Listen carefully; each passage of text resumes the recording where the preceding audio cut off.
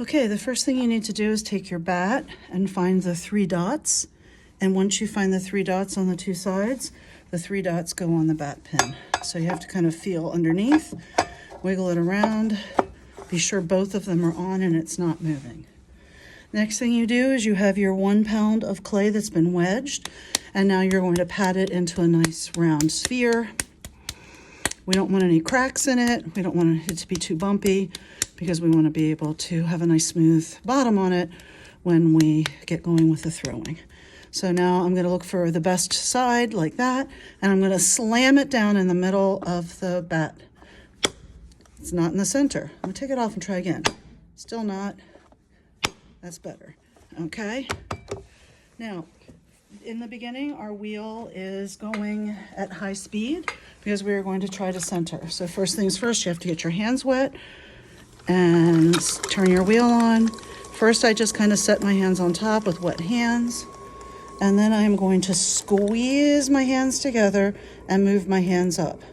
When I do that, that is called coning the clay, and you can see the clay has come up into a pointy cylinder. Now I'm going to close my hand shut and I'm going to push it back down.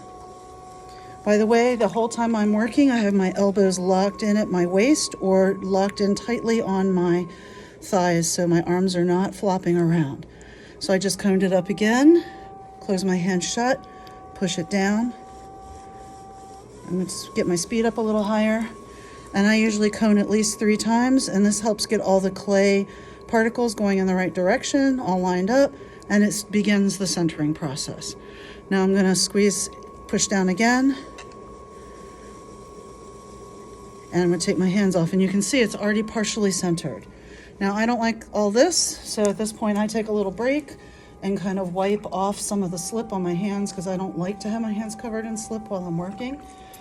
Next up, I'm going to start to center. So I'm locking my elbow in at my waist, making sure my hand is wet, and I'm making a wall with my left hand. My hand is actually on the bat, and you can see it's right up against the clay and curved around a little bit. My thumb is pointing straight up, so I'm going to grab my thumb. Now I'm going to push in with my left hand and push down with my right hand. So both hands are applying equal pressure. That is forcing, because of the way my hands are closed, it's forcing the clay not to be able to go anywhere but into the corner of my 2 hands, and that allows it to start to center. I want high speed on my wheel while I'm doing this. Okay, now you can see that it's pretty straight. Nothing's really happening. It's not wobbling too much. I see a little wobble, so I'm going to try to center it a little bit more. An alternate way with your hands is, I call it a karate chop, where one hand is just straight out, but notice my 2 hands are together, and at my palms, that's where the clay is coming together, and it's forming this wall that's keeping the clay from being able to get out of center. So now you can see it's pretty well in center.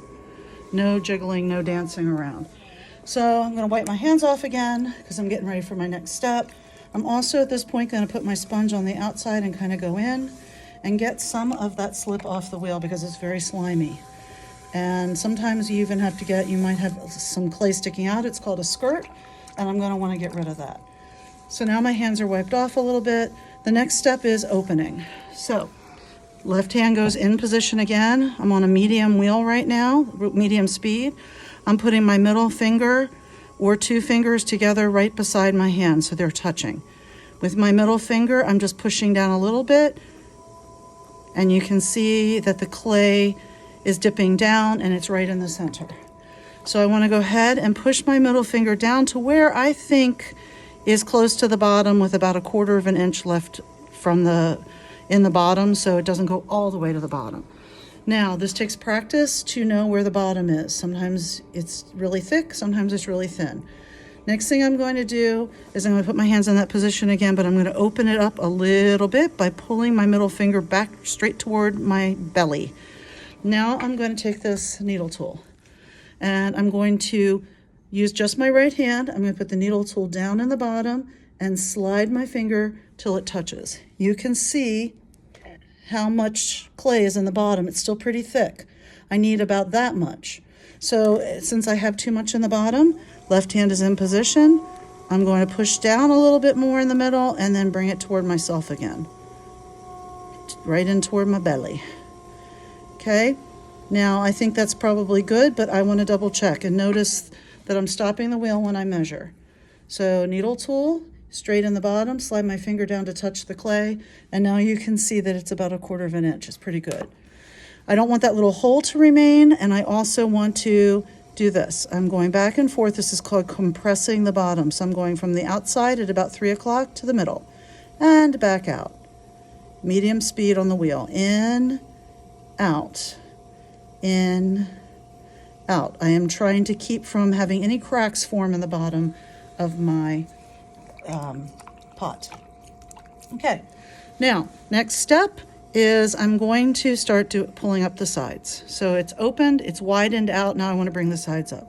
I need to take a sponge and put it right on the bat and push in a little bit, and you can see it pulls a little strip of clay out, or it makes a little indentation right around the bottom, along the bottom, right in there. Little indentation in the bottom. That's where my sponge is going to go. My right hand is going to hold my sponge, my left hand is going to go inside, and my left thumb is going to make a hinge. So it's like a lobster claw. I'm going to put my hands at about 5 o'clock or 4 o'clock, and I'm just going to squeeze a little bit and move my hands up very slowly. When I get to the top, gently take my hands off. If I take my hands off quickly, I will make it get uncentered. Then I'm going to gently make a little pinch and press on top with my right finger. It's this and this on top. That makes the rim stay nice and solid.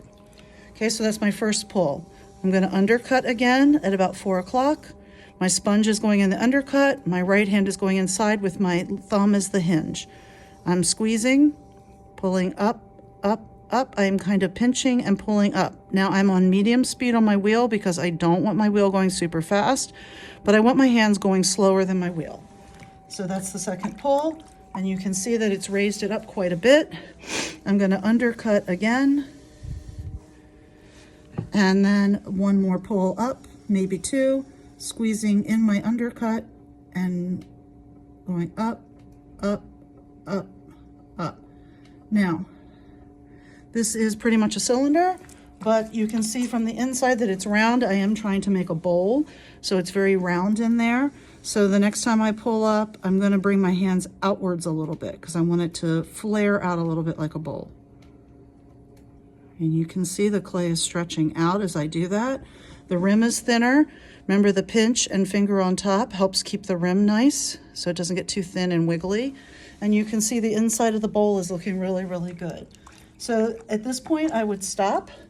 I might trim a little bit with the tool, this wood tool, down at the bottom just to get a little bit of the excess out of the bottom. But I would stop at this point and I would let it dry for a little while, maybe a day. It needs to be covered lightly so it can dry. And then I'm going to take it off of the bat and I'm going to trim it. So that is the basics of throwing a small bowl on the wheel.